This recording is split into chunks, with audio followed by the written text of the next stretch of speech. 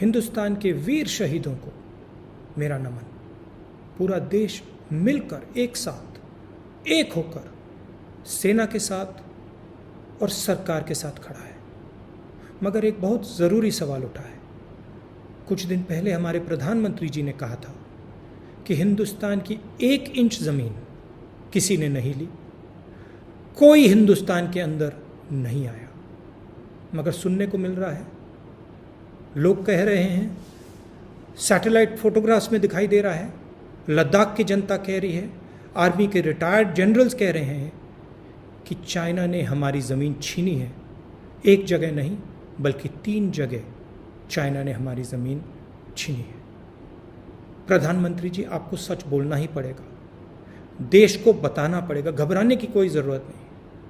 अगर आप कहेंगे कि ज़मीन नहीं गई और सचमुच में ज़मीन गई है तो चाइना का फ़ायदा होगा।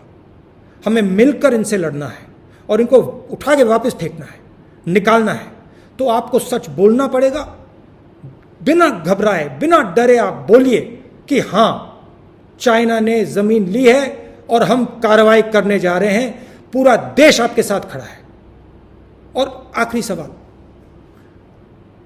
हमारे जो वीर शहीद हैं उनको बिना हथियार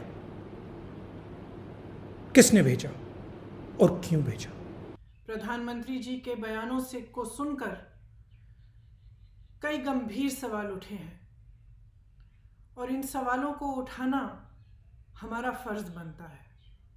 सिर्फ मेरा नहीं लेकिन आपका भी, क्योंकि इस देश को जानना चाहिए कि जब प्रधानमंत्री जी चीन के नेताओं के साथ दोस्ती बरत रहे थे तो कैसे समझौते हुए, कौन सी बातचीत हुई जिसने आज चीन को ये हिम्मत दे दी कि वे हमारी ज़मीन पे कब्जा कर पाए।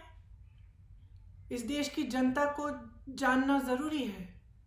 वे जानना चाहते हैं कि हमारे सैनिकों को आपने निहत्थे चीन की सेना का सामना करने के लिए क्यों भेजा। जिस धरती पर वे शहीद हुए वे भारत माता की धरती है, इस देश की धरती है, हमारी माँ है। आप उस धरती को चीन को सौंप नहीं सकते। हम ये होने नहीं देंगे। ये देश जानना चाहता है कि हमारी इस धरती में चीन की सेना को आने की इजाज़त किसने दी, कैसे आए, क्यों आए। ये सवाल पूरा देश कर रहा है।